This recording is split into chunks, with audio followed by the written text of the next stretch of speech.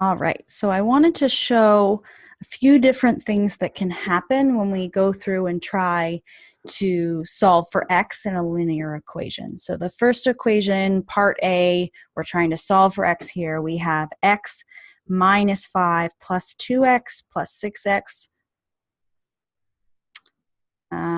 plus 6 minus x. Perfect. Okay, so in this kind of equation, we've got some kind of things that have x's in them. So I'm looking at this x here, the 2x, this 6x, this x. What I want to do is I want to kind of group all of those terms together, and all of the terms without an x, the minus 5, the 6, I want to kind of group those together. So in order to group them together, we kind of want to make sure they're all on the same side of the equation. So these x terms, the x, the 2x, the 6x, let's move those all to the left-hand side of the equation so they can all be together. It doesn't matter, we could have chosen the right-hand side, I'm just arbitrarily choosing the left-hand side here. So the x and the 2x, those were already on the left-hand side, so nothing changes about those ones. But the 6x, it's on the right-hand side of the equation. So in order to move it to the left-hand side, we can think about subtracting 6x from both sides of the equation, right?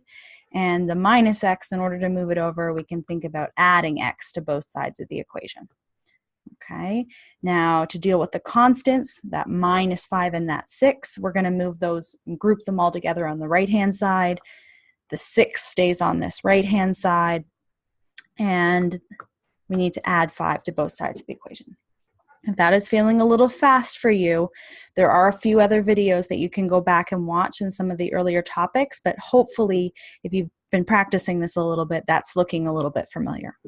All right, so then we're going to go through and group our like terms. So if I've got x plus 2x minus 6x's plus an x, 1 plus 2 is 3, minus 6 is minus 3, plus 1 gives me minus 2x's.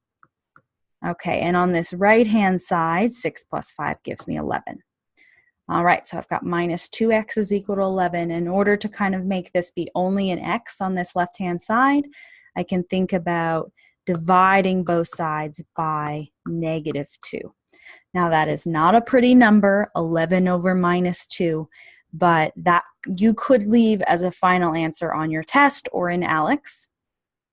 Okay, if you really don't like fractions, you could kind of work that out on your calculator, and 11 divided by minus 2 is minus 5.5. So if you'd rather put that in, that should work as well. But what I want to point out about this particular problem is that we're getting one solution, right? One solution for x. There's only one value of x that we can go back and plug into this initial equation up here at the top, right? That one value, 11 over minus 2, is the only one that we can plug in there that will make the left-hand side equal to the right-hand side. Okay.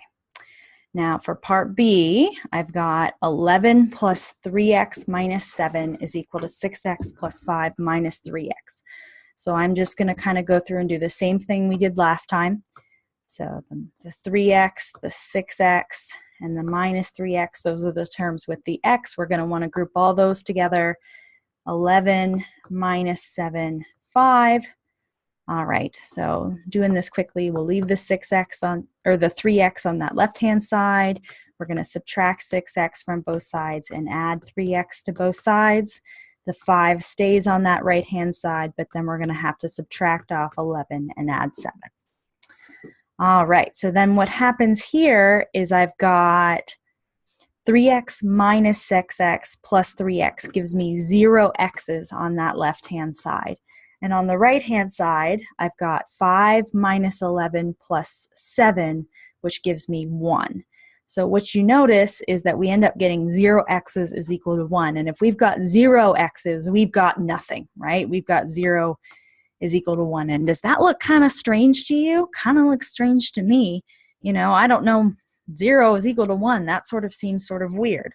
So the first thing I would do when I go through and get 0 is equal to 1, I'd want to go back and just double check all of my work through here, right? Make sure that I haven't made any silly adding or subtracting mistakes, because that can happen. So the first thing I'd want to do is just double check, right? But it is possible that for some linear equations, you're going to get 0 is equal to 1, which kind of, makes you think a little bit. Okay, so 0 is equal to 1. That's never true. Okay, 0 is never equal to 1. So what that means is that there's no solutions for x. So there's no value of x that we could pick here that we could plug back into this top equation where the left-hand side would be equal to the right-hand side. So that's a little bit different than the previous question, right? In part A, we got one solution. That's sort of what usually happens.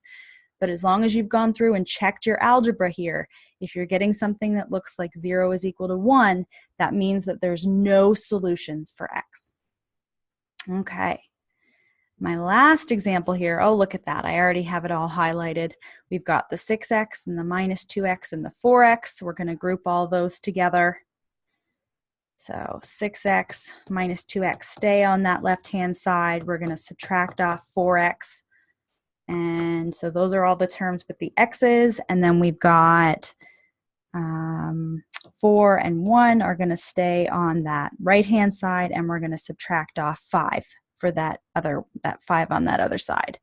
Then we're going to group together our like terms. So 6x minus 2x minus 4x gives me 0 x's. And on this right-hand side, 4 plus 1 minus 5 gives me 0.